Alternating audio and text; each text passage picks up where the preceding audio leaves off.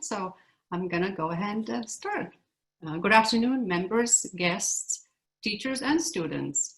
My name is Sandia Bayou. I am Chief Development Officer at the World Affairs Council of Houston. We are so glad that you joined us today. And now, more than ever, it is important to stay informed about what is happening not only in our city, but around the world. Our council brings those foreign experts and presentations right into your home. I want to invite you to subscribe to our YouTube channel, which allow you to view any of our recently recorded programs. Again, YouTube channel, World Affairs Council of Houston. And let me allow you to share 2 upcoming programming announcements. Next Tuesday, September 29th at 5 o'clock, we're hosting Bob Gamel, eyewitness, legendary Life magazine photographer. And then the following night, Wednesday, September 30th, also at 5 p.m., conversation on global cybersecurity threats facing the US with Paul Williams.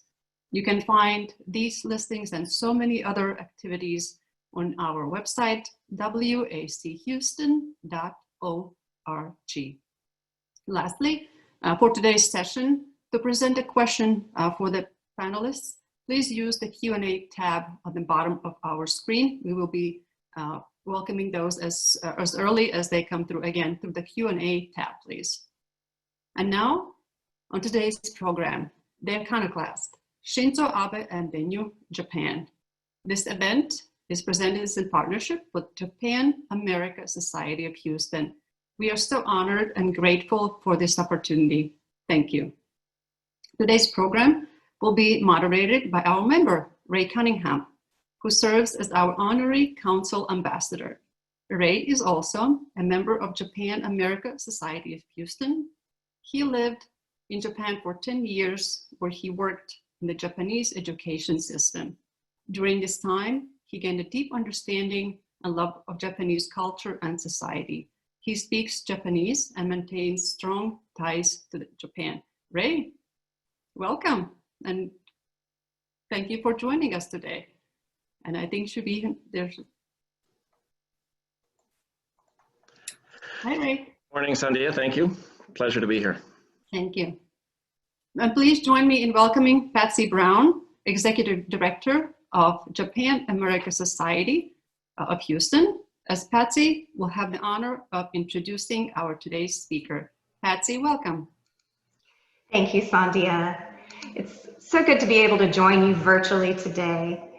The Japan-America Society of Houston and the World Affairs Council of Houston share the goal of promoting understanding through the exchange of ideas. And it is a delight to be able to merge for one day the World Affairs Council's Global Connections Program and Japan-America Society's Authors on Japan program to provide insight into recent political changes in Japan.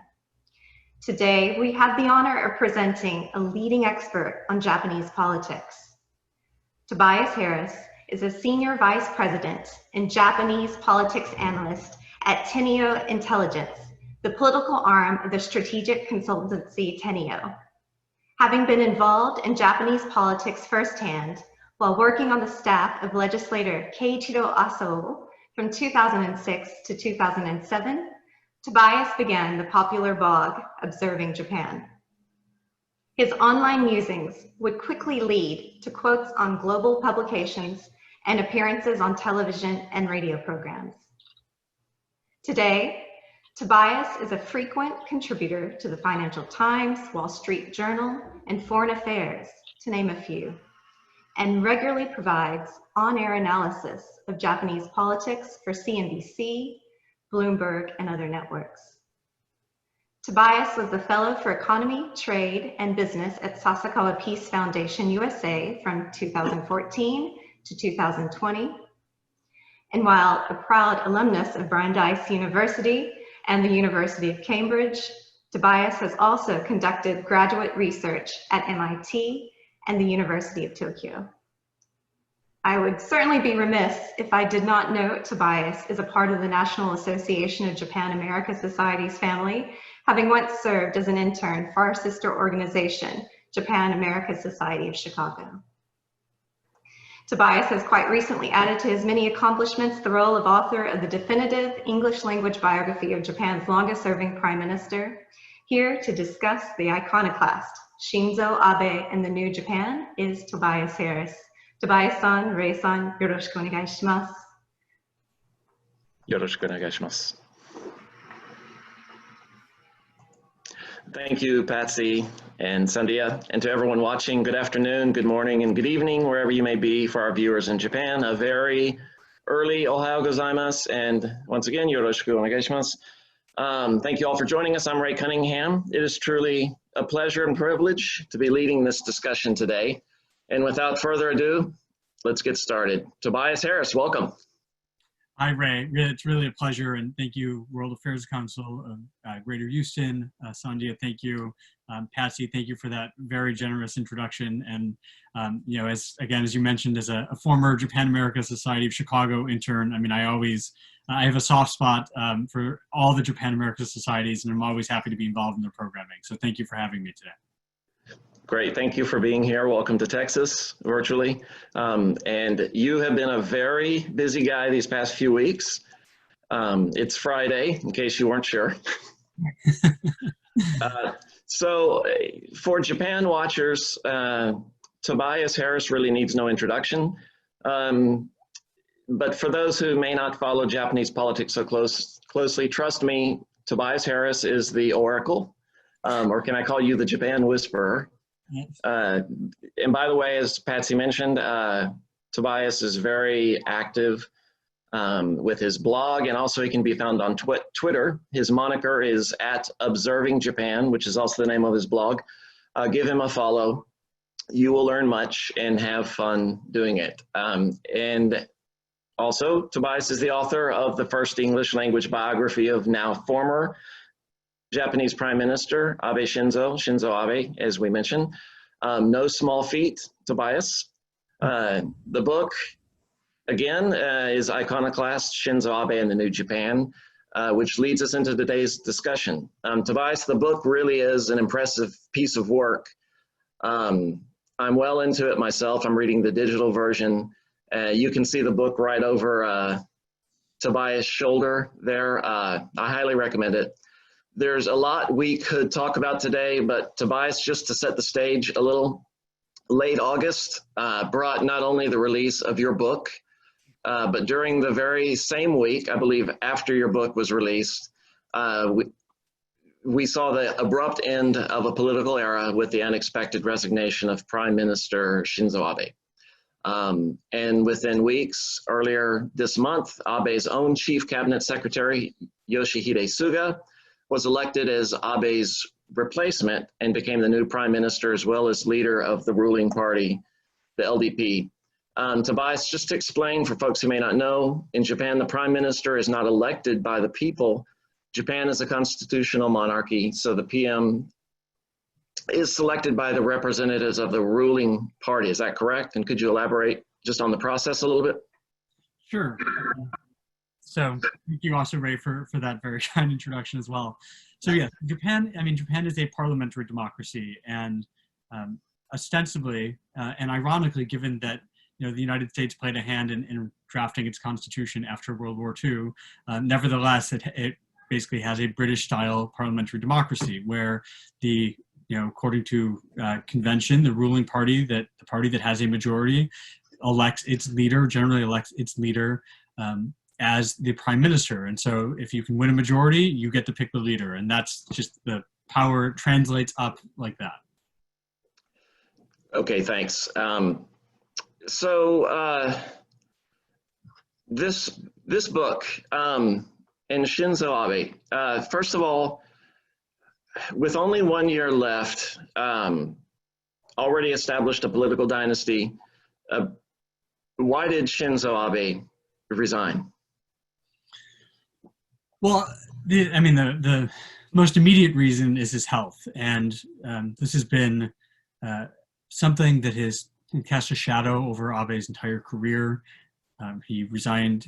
He was first prime minister in 2006, 2007, and was forced to resign after only a year, in part due to ill health. He struggles with ulcerative colitis, so an autoimmune gastrointestinal disease. I mean, it's not a it's not a nice thing to have to deal with, and it was something that in his career as he was rising in politics. I think he, always, it was always a question of whether he would really be able to overcome that limitation, and not unlike not unlike in other countries. People aren't always open about things like, a serious chronic illness. It's not something you want to come out and say, actually, I struggle with this. And so it was never something he felt, I think, could be open about and honest about. And actually, one of the interesting things, so he resigns in 2007. At first, it's not clear because no one knew about this ailment. He announces his resignation and immediately goes to the hospital, and everyone's speculating about what that means. And a few months later, writes an article where he lays bare his medical history, which was a very unusual thing. And it led to some ridicule because this is an unusual thing. But I think it also helped when he trying to engineer a comeback in 2012, trying to explain, yes, I had this condition. I also have learned how to manage it. There are new drugs that I'm taking. I have a new exercise regime and a stress management regime. And I think it helped him make the case to the public that he was here to stay. And really, up until the summer, it seemed that it would not be an issue. And to some extent, I was surprised, that it seemed like it was something that he had put behind him, and that we had all put behind us, to have to think about. But as it turned out, the stress of managing the pandemic, I think, just overcame what had been, I think, a consistent. I think his health had been under control for the duration of his tenure, just until the stress got to him. So, not to go back into history too much, but to kind of to bookend events a little more. We could go back to May of 2017 when Emperor Akihito announced his abdication. He would be resigning the throne, the first Japanese emperor to do so since, I think, in 200 years. And then in May 2019, his son Akihito became the new emperor, and this started a new era of Japan, the Rewa Era. So in your book, the very beginning of your book, you set this scene, and I wonder if you can speak to it just a little bit, in the Prime Minister's residence in the Kante, is that correct?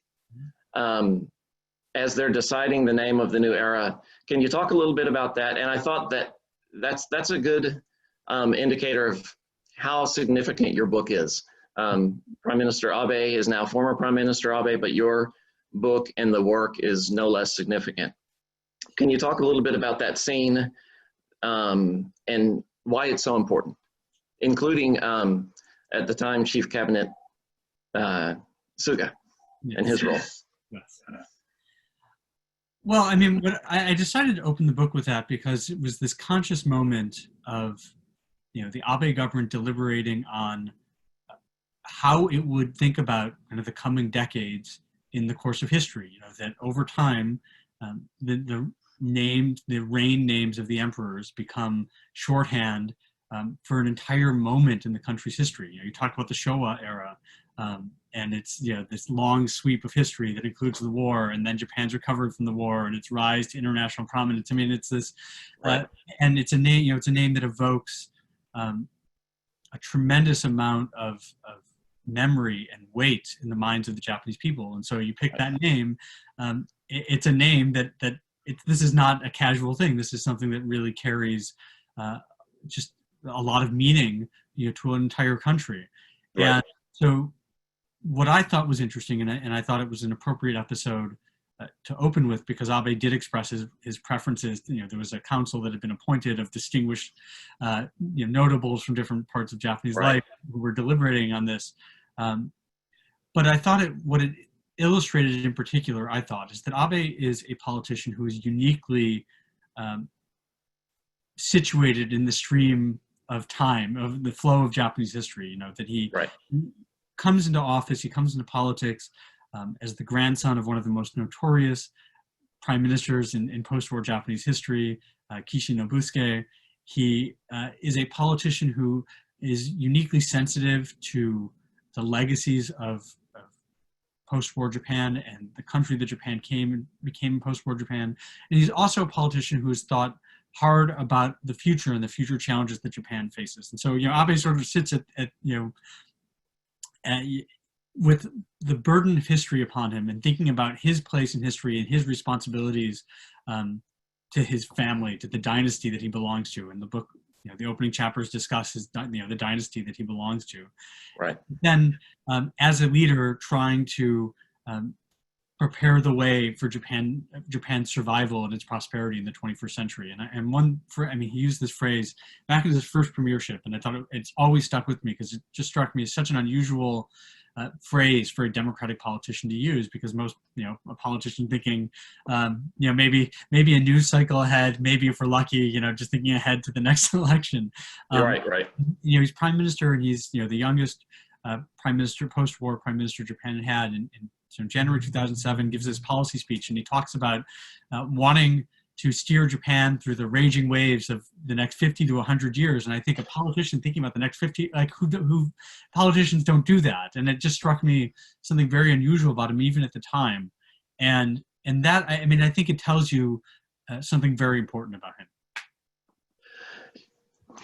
So I've been thinking why Abe, for you personally, why Abe and why this book. I think you touched on really sort of what drove you. Is that when and how did you decide, okay, I'm going to do this book? And I think it's important also, Iconoclast.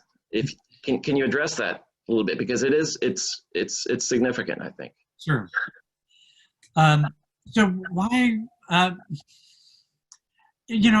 feel like my career as a Japan watcher has been kind of intertwined with Abe's in some way. Right. I arrived in Japan maybe in 2006 to start working for a Japanese legislator, as Patsy mentioned, and Abe becomes prime minister for the first time in the fall of 2006. So right before I get there. And, I start this blog and I'm writing about it, and I'm sort of chronicling on a day-to-day basis what ended up being the decline and fairly rapid fall of a prime minister who was expected to last a long time. And so, I kind of cut my teeth watching Abe, and then kind of the wreckage after his government, after he resigned. And then left a PhD program in 2013, right after he returned to power, and soon found the job where I'm in now. And so basically have been, my career as a Japan watcher has been so dominated by watching him and watching what he's been doing. And right. Beyond that, beyond the sort of the personal reasons, he's just there's just an interesting story there, the grandson of a notorious politician, the son of another politician who sort of a tragic figure in his own right, that who was intended to become prime minister, but then died prematurely and never had that. Right.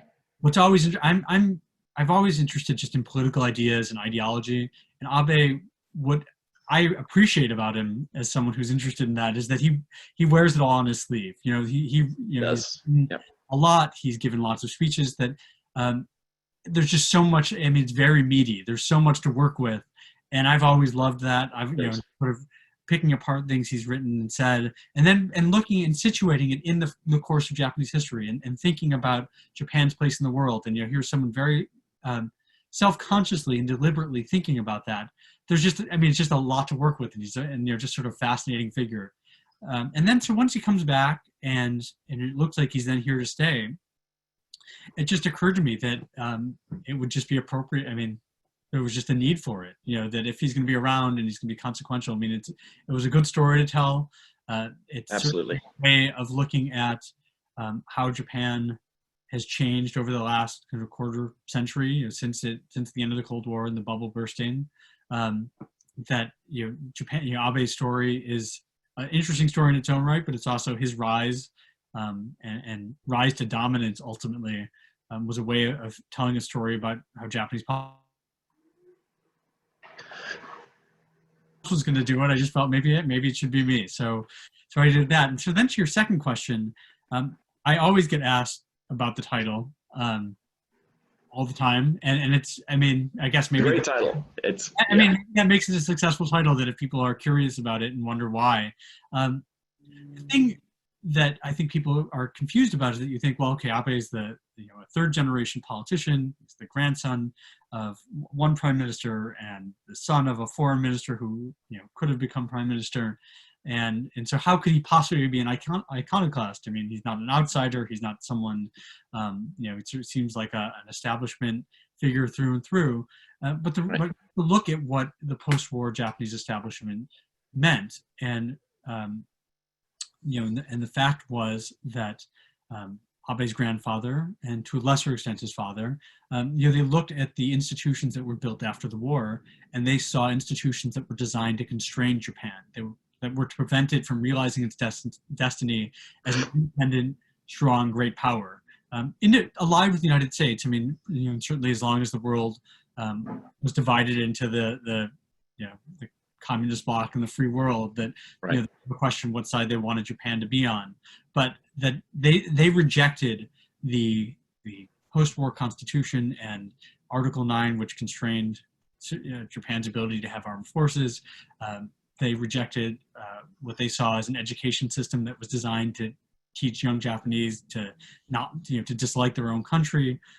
They wanted Japan to not be ashamed of itself, and they wanted the Japanese people to feel proud of itself. And so Kishi rejected that, but he was basically, yes, he was an establishment figure. He helped establish, was one of the LDP's founding fathers, but it was not his vision of the post-war Japanese state that was embraced. And so Abe enters politics in the early 90s, is the heir to this legacy. And after the Cold War, there's a lot of turmoil, there's a lot of uncertainty, and he increasingly sees this as an opportunity to pursue a vision that had basically been sidelined for the duration of the Cold War. And so there are new political opportunities, and he is part of the vanguard of a new wave, what I call in the book, new conservatives, pushing the vision of a strong, independent Japan. And they have changed Japanese politics over the last quarter century. There's no way around it. And so absolutely, it is an important part of his identity. It doesn't explain everything. It certainly doesn't explain everything he accomplished in office over 8 years. But if you want to look at his identity and what drove him and what helped him achieve the heights of power, it's that self visualization as an iconoclast, rejecting the institutions of post-war Japan. And so, we could talk all day just about Shinzo Abe, and I'd like to.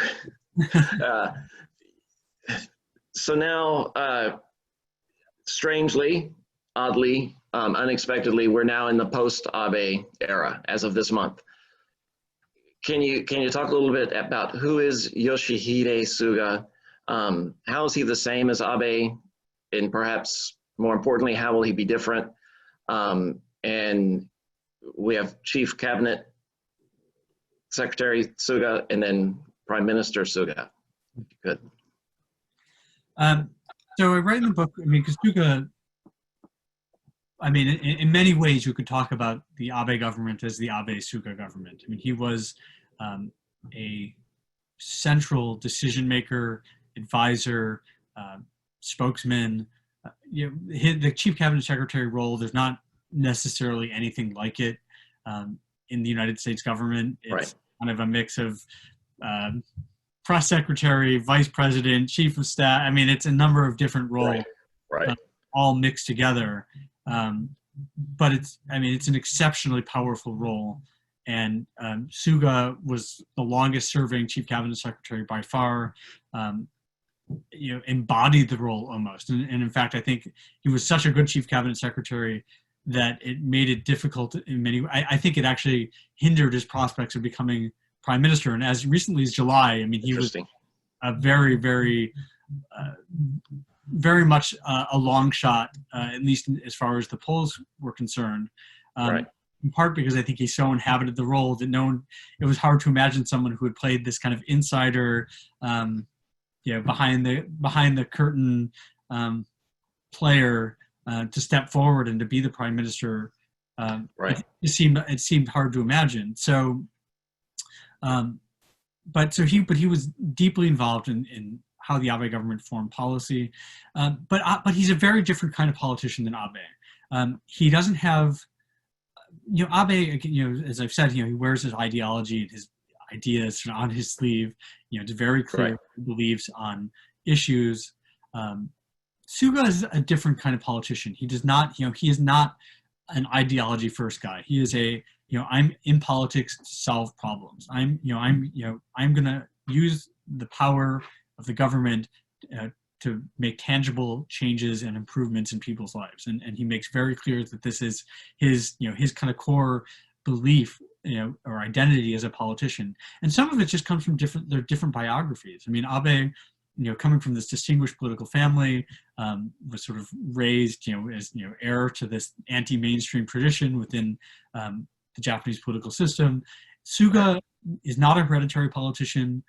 He comes from Akita Prefecture originally, came to Tokyo as in his late teenage years, and entered politics as a lowly secretary to an LDP member, and worked his way up, was in local politics in Yokohama, and then in 1996 finally entered the Diet, and then had a pretty rapid rise, but it was not because, doors were not automatically open for him. I mean, he had to work for what he got. And so I think, he has an extraordinary work ethic. I mean, it's on the short list of things that people use to describe him. Very well known. And so he brings that to the government, and is tireless, and a sensibility of using government to get things done. But he is committed to which does not mean that there are big policy differences. I think he made very clear during the campaign to succeed Abe that he is the continuity candidate. He was going to carry on the work that Abe had begun in foreign policy, in domestic policy. He was not signaling any major changes really on any issue. And for the foreseeable future, that's likely to be the case. Great. So I know there are many, many questions coming in from our viewers. I am, with that as sort of setting the stage for us, I'm going to go back to Sandia for the questions. Tobias, thank you so much. And I believe Sandia has a lot of questions to get to. Absolutely. Thanks. Thank you both. Great job. Tobias, as both of you said, you could be talking and talking. It's such a lot of subjects, such a rich content that it's a pity that we have to cut it down. And again, the time goes by so fast. It's quite amazing.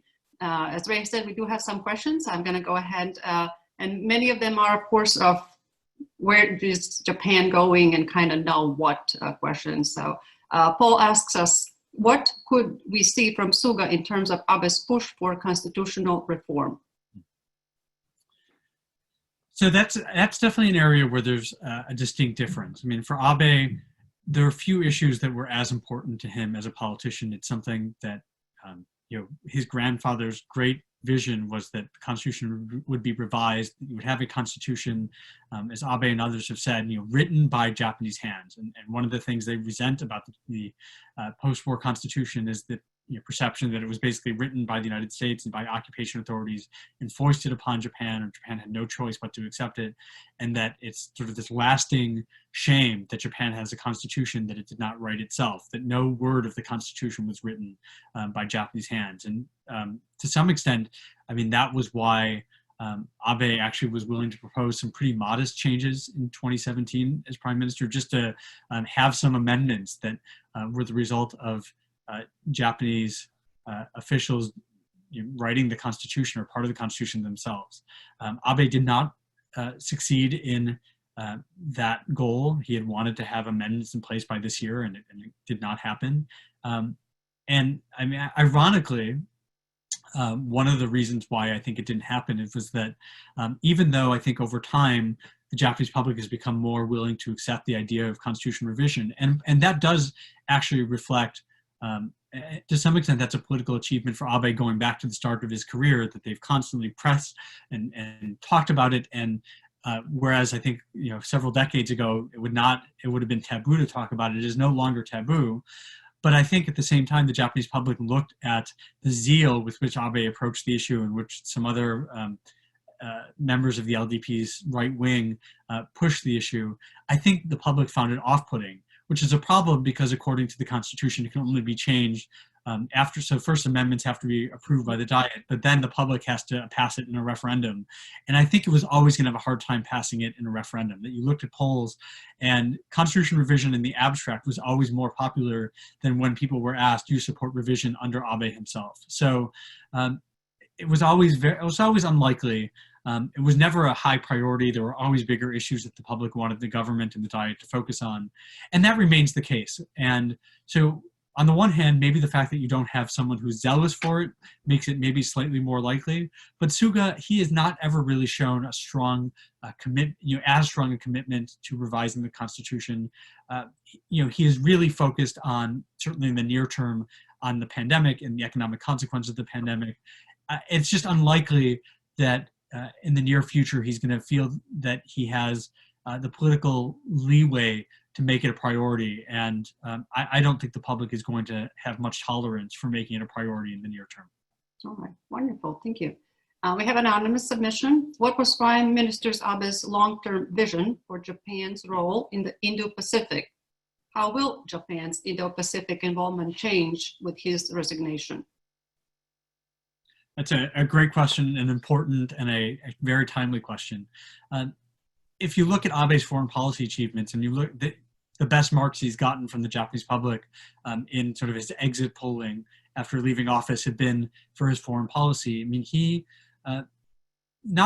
did a number of things in foreign policy, but perhaps the biggest change and probably the most enduring change was carving out a role for Japan as a regional leader much more than ever before. I mean, Japan has, I think, been looked upon favorably by many countries in the region. Not all, but many. And so there was, I think, demand there, latent demand for Japan to play a bigger role in the region.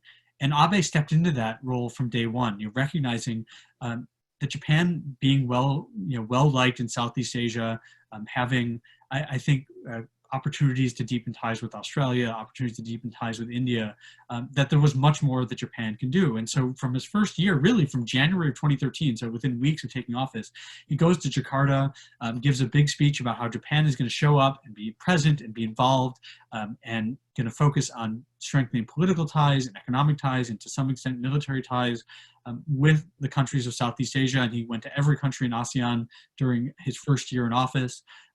This was a priority. He wanted to be a partner strengthening countries basically across maritime Asia, which in practice means basically the countries bordering China.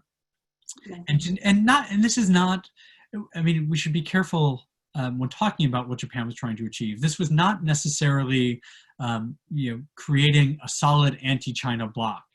This was more about expanding the options that are available to the countries that are neighboring China. And we saw this in particular, for example, in infrastructure investment, that even before China actually rolls out the Belt and Road Initiative, Abe starts talking about what ended up being called quality infrastructure investment, that Japan is going to be a source of high standard investment that is not going to raise debts to unsustainable levels, that's going to respect environmental standards, that's going to respect local voices in financing projects in Southeast Asia, these middle-income countries that are in desperate need for infrastructure investment, to help them keep growing, to get over the middle-income trap. And Japan made very clear that it was going to be that country. And so yes, the Belt and Road has, I think, gotten a lot of attention. There's lots of hype around it.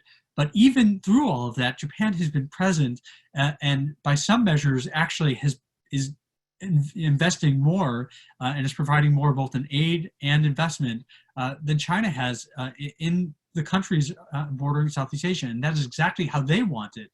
And so Japan has, I think, consistently been that partner. It is working closely with India to articulate these principles and to bring them to other countries, including to Africa.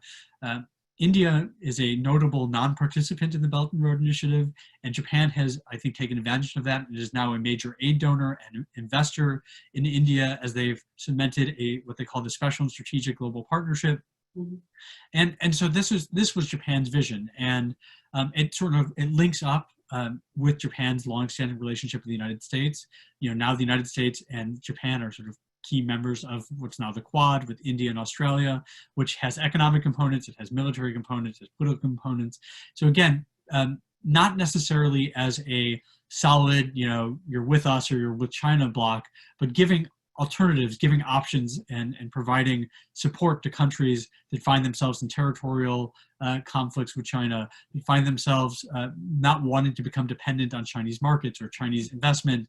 And that process is going to go forward. And we've seen Suga in this past week, he's had sort of his initial phone calls with leaders across the region. His first call, most notably, was with Australian Prime Minister Scott Morrison. The Chinese definitely noticed that. You look at Chinese official publications, had some critical comments about that. Prime Minister Morrison is likely to be the first visitor to Japan since Suga took over. It looks like in November, possibly. Japan's preparing to host a Quad foreign ministers meeting in October. So this initiative, Suga has made very clear that he's committed to it, that it's going to continue. If anything, the economic diplomacy component of it is likely to continue. We're already seeing discussions between Australia, India, and Japan on supply chain resiliency after COVID-19 and the concerns that that's raised about dependence on China. So all of that is, and it's Abe's greatest legacy as a foreign policy leader, I would argue, and it's very likely to continue under Suga.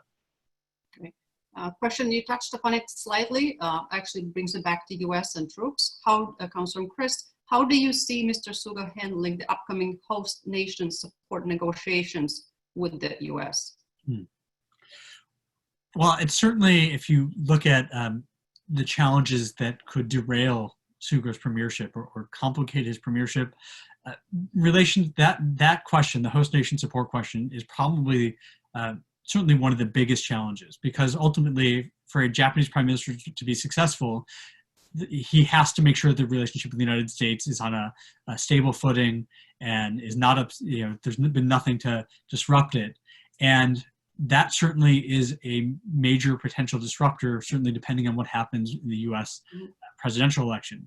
I think a Biden administration is probably not going to disrupt it. I think it's pretty predictable what you would get from a Biden administration. And certainly I think Japan wants to wait until after the election before really going headlong into those negotiations. But if you have a re-elected President Trump, I think all reports point to, he is prepared to seek a significant increase in what Japan pays. Japan already pays roughly $2 billion towards hosting U.S. forces in Japan. It's a large sum. I think, if I'm not mistaken, pretty much more than any other ally contributes, and it's a large share of the cost. If a Trump administration approaches Japan with a demand of an increase several times more than what Japan is going to pay, that's going to put Suga in a tough position. And I don't have a strong sense of how he gets out of that. But it's going to be hard for a new prime minister still finding his footing to then have to turn to the public and say, we have no choice but to pay 3 times more than what we've been paying. And there's a risk, and there's a lot of a warning sign, I think, watching what's happened in host nation support negotiations with South Korea, which have now been going on for 2 years for a new agreement that they started 2 years ago. They didn't successfully conclude an agreement by the end of 2018, agreed basically to roll over the existing one into 2019, and talks have been going on ever since, and they've had no success reaching a new agreement. And right now it's led to workers at U.S. bases in South Korea to be furloughed because the money's not there to pay for them. But I think it's also eroding trust in the alliance in South Korea. And if you had a similar kind of process, or if the Trump administration says they don't want to go through a 2-year process and they start playing hardball, either looking for linkages in trade or making threats about troop deployments, all of that I think would hurt Suga's domestic standing, and would also I mean, I think would just be viewed, would cause the United States to be viewed much less favorably in Japan. And so there's a lot of risk, if you have a re-elected Trump administration and they insist on a dramatic increase, it's going to hurt Suga, it's going to hurt the views of the U.S. in Japan, and it's going to hurt deterrence ultimately, if you have prolonged negotiations without an ability to reach an agreement. Sure. Questions keep coming in, and I have to say that we probably will not get to all of them. There's, again, a lot of history present and looking much into future region and alliances, partnerships, and all kinds of related matters. There is a question, press related. The Japanese press is very well known for being like an exclusive club. How would you characterize Prime Minister Suga's relationship with the press club versus Chief Cabinet Secretary? How do you see it evolving? No, it's a very interesting question. It's a little, I'm afraid it's a little in the weeds, but I will try to give as meaningful an answer as I can give. So Abe was often criticized for his relationship with the press, that he played favorites among outlets. Sometimes they would stonewall, bully publications by name, individual reporters by name. It was definitely a sharper elbowed approach to the press than you saw historically from Japanese governments. And I mean, not that it would necessarily look out of place in the United States. Martin Fackler, the longtime New York Times correspondent in Tokyo, and no longer with the New York Times, but still in Tokyo, has written wrote actually a very good book in Japanese about Abe's relationship with the press and what we've seen. And he said part of the problem wasn't just Abe's approach to the press, but some of it was because of the press club system and the expectation on the part of Japanese outlets that they would just basically have stories spoon-fed to them, that they weren't quite prepared for a government that was taking a more kind of adversarial, sharp-elbowed approach, and that basically that they were still playing kind of in the minor leagues, and the Abe government was playing a whole different ball game and had become much more professional communication strategy and operation. And that, I think, is all likely to continue under Suga. I mean, he was very much involved in that, and he was sort of the spear point, because he was as chief cabinet secretary. I mean, it was his job to give press conferences twice a day, so he was kind of there at the forefront of that in a sharp-elbowed approach. He has not had, just looking at his schedule since he was elected as prime minister 10 days ago, has not had a lot of press availability. And I think we'll see the same kind of slick media operation and PR operation. I don't know if we're going to see the press really upping its game. I mean, I will say that over time, certainly, there were a lot of concerns earlier in the Abe administration that that publications were being silenced or self-censoring and were afraid of criticizing the government. I think by the end that hadn't been the case. I mean, that you had outlets that were breaking scandal after scandal during Abe's last few years, and even, I think, outlets that you would consider favorable outlets to Abe joined in, and joined in the feeding frenzy, I guess you might say. And so I think there's still going to be that you can expect that there's going to be pushback, at least from certain outlets, but that some are going to be more friendly than others. Book related, away from your book, but Hannah asked us, I glanced at your weblog and found enough reading material on Japan to last 2 years, which is great, exclamation point. Could you recommend a book or two other than Iconoclast to use as a helpful starting point for someone only just beginning to dive into Japan's history and politics? I feel like I just have to look around my study. So a few books, and it really depends on how far back you want to go, obviously. One book that in some ways was a model for what I was trying to do, and covers Japanese politics, I guess, during the Cold War especially well, is a book by a Wall Street Journal, longtime Wall Street Journal correspondent in Tokyo, Jake Schlesinger, and he wrote a book based on his kind of reporting back in the 90s called Shadow Shoguns. That was basically, it was about a few major politicians, Tanaka Kakue, Ozawa Ichiro, but in telling their stories, then also told the story of their era and how Japanese politics worked during the LDP's period of uninterrupted dominance from 1955 to 1993. And it's really the story kind of leading up to 1993 when the LDP first lost power. It's a very, I mean, he's a very good writer. It's a very accessible book.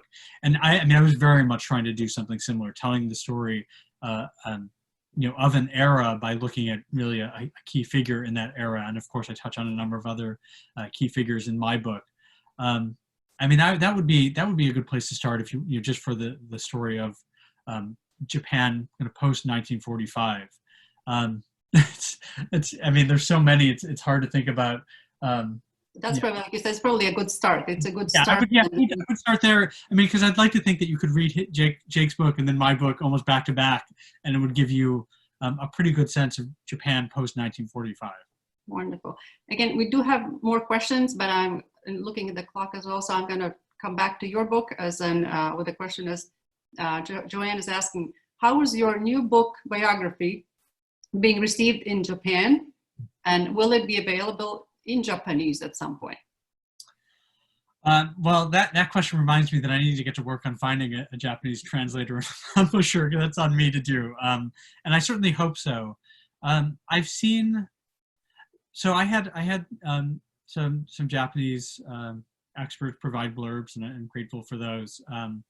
And as far as I can tell, and what I've seen, sort of the response to the extent the Japanese press has noticed it. I think there's an appreciation for what I was trying to do, which, there's been many books written about Abe in Japanese, and I relied on many of them in the course of my own research. But of course, he's a very polarizing figure in Japan. And so there are many books that are hagiographies, that talk about how great he is, and he's a hero, and flawless, and how dare anyone criticize him. And then of course there are books that basically paint him as his grandfather reincarnated, and the same sort of retrograde beliefs, and that he's wants to bring Japan back to the pre-war era. It's just very critical, just reflecting just how polarizing a figure he's been. And my goal really was to try to write a fair account of his life and his career and his beliefs. Not ideally not sugarcoating things he said that might be more problematic, and also trying to provide a fair assessment for what he achieved in office, without downplaying or exaggerating his achievements, just trying to be fair. And I think a number of Japanese readers have noted that, and have noticed that that was what I was trying to do, and that it does provide a critical look of some aspects of his government, and praise where praise is appropriate. And so that's, to my sense, is that that's how it's being read so far in Japan. Wonderful. I'm looking at the clock. We still have time for one more question. This is David asks, what opportunity could Japanese politics take with this recent change in prime ministership? So, there's some question of whether a transition to a new leader means that there's potential for change. But I think what we're learning from the early days of the Suga government, and how Suga has been received by the Japanese public, is that there's actually not a whole lot of appetite for change right now. One of the things I think that helped Abe last as long as he did is that he brought, I think the Japanese public appreciated the sense of stability he brought, that his government was competent, had a clear sense of what it wanted to achieve. He was a winner in elections, and I think the public came to appreciate that, and certainly didn't see the opposition as being capable of providing the same type of leadership. And I think as the world became a little more unstable, a little more turbulent after 2016, I think the public appreciated the stability that Abe brought to Japan's government even more. And that is, as far as I can tell, is likely to continue under Suga for the time being. The fact that the world still looks unstable, and there are plenty of concerns about Japan's place in a region that is changing dramatically.